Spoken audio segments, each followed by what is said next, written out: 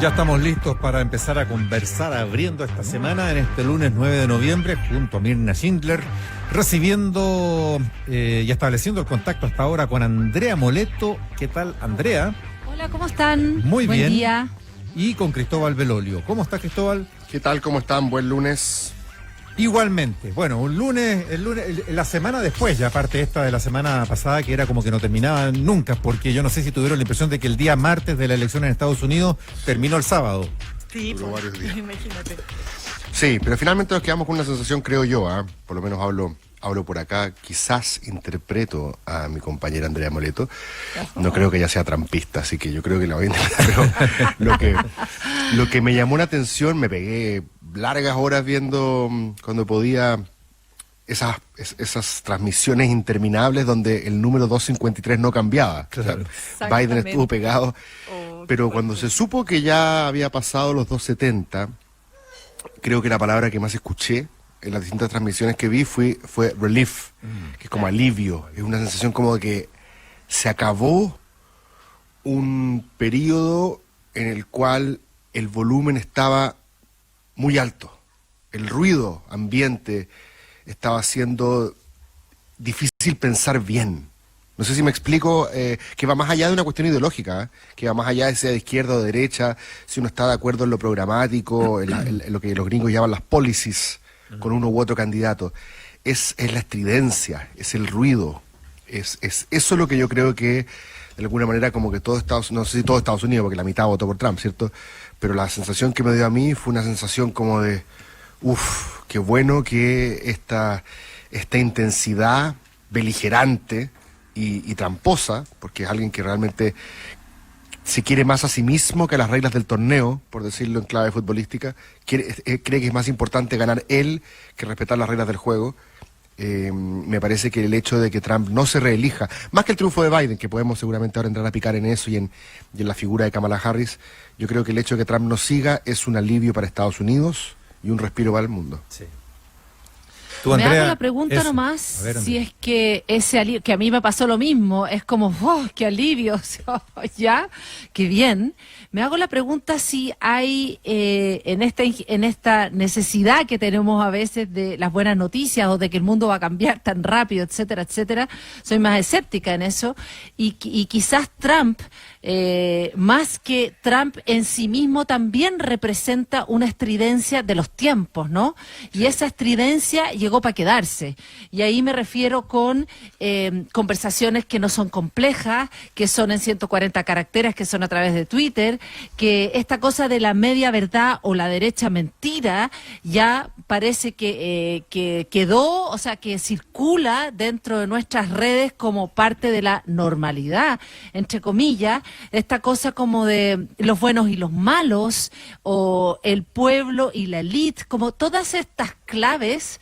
La pregunta que me hago es si desaparecieron con Trump, o Trump fue el primero que puso su bandera ahí, y muchos y muchas en el mundo entero están utilizando esos mismos mecanismos para llegar al poder, no porque sean de Trump, sino que porque hay algo que tiene que ver con nuestros tiempos, porque si no, Trump no existiría. Trump no es un señor que se inventó a sí mismo, representa algo, hay algo de esa estridencia que es parte de estos tiempos, y yo creo que tengo la sensación que llegó para quedarse, ojalá me equivoque. Yo como soy un tipo de consenso, me gusta tender puentes, establecer acuerdos, le encuentro razón a los dos, porque son visiones complementarias, claro. Estoy de acuerdo. ¿Mirna? No, es que yo, tomando lo que dice de todas maneras Andrea, que por supuesto el fenómeno Trump no es porque venga una suerte mesías e instala una nueva era, ¿no? Esto es un alimento que se va cocinando, ¿no? Los ingredientes para terminar generando este personaje que logra estos 70 millones de votos que de todas maneras son impactantes. Pero quiero, para vincularlo a lo que hablábamos más temprano, Mauricio, con esto de que, por ejemplo, ¿cómo ustedes explican que López Obrador no haya reconocido todavía el triunfo de Biden?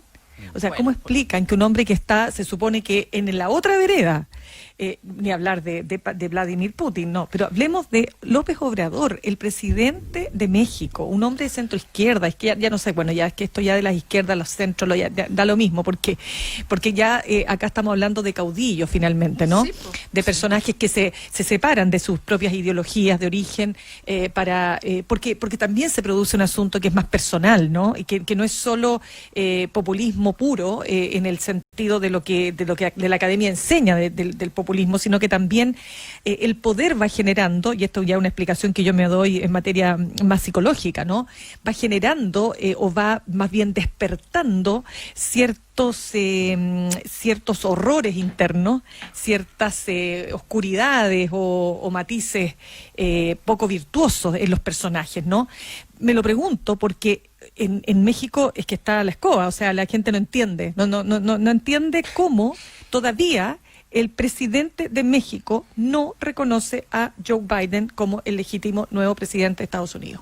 ¿Cómo se explica eso, por ejemplo? Sí, yo complicidades creo que extrañas ahí. Porque y se explica, yo creo que tú misma lo dijiste en la premisa de tu comentario, Mirna, porque hay un cierto estilo que yo creo que es el que, como dice correctamente Andrea, es el que, no sé si debuta, porque uno cree que la historia empieza con uno, probablemente ya hemos visto esto antes, pero nunca en la época de las redes sociales, ¿cierto? Pero el trumpismo como estilo llegó para quedarse y hay muchos gobernantes en el mundo que con cierta independencia de cuál sea su credo doctrinario, además que hay lugares en los cuales es muy difícil tratar de ocupar las mismas categorías de izquierda, derecha, Estado, mercado que ocupamos nosotros, por ejemplo. En el caso turco, por ejemplo, Erdogan no es tan sencillo como izquierda-derecha. Él también, cuando el sentimiento populista, antielitista de Erdogan tiene mucho que ver con una clase alta, cosmopolita, occidentalizada, europeizada, y él supuestamente encarna los valores más islámicos tradicionales. O sea, hay otras líneas divisorias, por así decirlo. Pero Putin, Modi, probablemente también Bolsonaro, López Obrador, Trump, más allá de donde los cataloguemos en el tradicional eje izquierda-derecha, parecen compartir, creo yo, dos elementos centrales. Primero es que se relacionan con el adversario en una lógica de amigo-enemigo. O sea, no es un adversario que tenga algo legítimo que decir. Hay una cierta denostación del pluralismo, sino que son mis ideas, es lo que yo represento, lo bueno, y el otro representa algo malo, que es ilegítimo, que ojalá no participe, que no debería participar. Atenta contra la nación, atenta contra el pueblo, etcétera. Y varios aquí en Chile, de hecho, en la extrema izquierda, estoy pensando por ejemplo en Pamela Giles, se parecen mucho más a ese estilo beligerante a la Trump, probablemente José Antonio Cast también. Por eso digo que aquí es con cierta independencia de la proveniencia ideológica. Y lo segundo es esta idea de que tú no te ves a ti mismo como un gobernante de turno. Tú dramatizas la alternancia porque te parece que el otro no tiene el mismo derecho que tú a participar y por lo tanto te enojas cuando pierdes. Y un mal perdedor, y me parece que en este caso es un buen ejemplo de aquello. Así es. Sí, de acuerdo. Yo creo también que ahí por eso se dan esas complicidades, que cruzan las variables ideológicas convencionales. Por lo demás, cuando uno piensa en un Putin, por ejemplo, uno se puede decir que Putin encabeza o lidera una Rusia que hoy es como lo contrario a la Unión Soviética. Putin, el ex agente del KGB, no lo sé.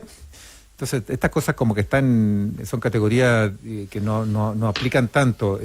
Recordemos, por ejemplo, que en esta tríada Trump, López Obrador, Bolsonaro, los tres eran son unos negacionistas del coronavirus. Eso, por ejemplo, entonces, es una cuestión que se cruzaban ahí, claro, ¿te acuerdas?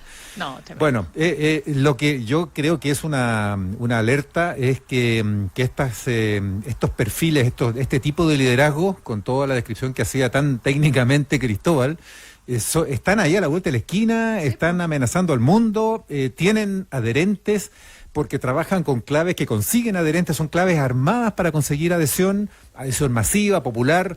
No es el populismo clientelista a la vieja usanza, aquí se engancha con las audiencias, con los públicos, con la ciudadanía y con los electorados, de repente de otra forma que la antigua, y están ahí, y están aquí mucho más cerca de lo que uno cree, y en Estados Unidos pueden sacar casi la mitad de los votos, y acá también, de repente. ¿no? Pensemos cómo emergen esos populismos también bien extremos en Europa y están trastocando todos los equilibrios tradicionales en los electorados. Sí, y una cosa que me parece que es importante también, Mauricio, es que criticar este estilo beligerante o decir que constituye un respiro, no tener que escucharlo todo el día, porque uno incluso cuando lee los tweets en letras capitales, letras como se llama mayúsculas y con alto signo de exclamación, hasta escucha el gritos. No sé si se han dado cuenta que cuando uno lee los mensajes con mayúsculas, se nota que el otro está enojado y le pone mucho signo de exclamación para que se note. Sí, terrible. Pero más allá de eso, y de la cuestión evidente que tú lo mencionaste también en el pasado, Mauricio, de la importancia de que las potencias sean capaces de proveer bienes globales, que en este caso bienes públicos globales, y en este caso la batalla contra el cambio climático era absolutamente una quimera sin el concurso de una de las potencias más importantes del planeta. O sea, Estados Unidos, si no lidera esto, no hay ninguna posibilidad de que tengamos una remota posibilidad. Totalmente. Por tanto, no es que solamente nos preocupe la elección gringa porque somos snob o nos interesa lo que pase afuera. Esta cuestión de alguna manera nos involucra a todos porque este es el hegemón global. Pero bueno. Cuando estamos ya volviendo, como conversábamos hace un ratito con el embajador de Chile en Estados Unidos, Alfonso Silva, a un esquema de multilateralismo que podría validar Biden-Harris en su mandato, bueno, ahí tenemos algo que decir, pues el multilateralismo nos da voz y voto en los foros internacionales. Totalmente. Yo creo que es súper importante. El líder global no se puede preocupar solamente de lo que pasa dentro de sus fronteras y de ser industrialmente competitivo. Tiene que preocuparse de más cosas si quiere jugar ese rol.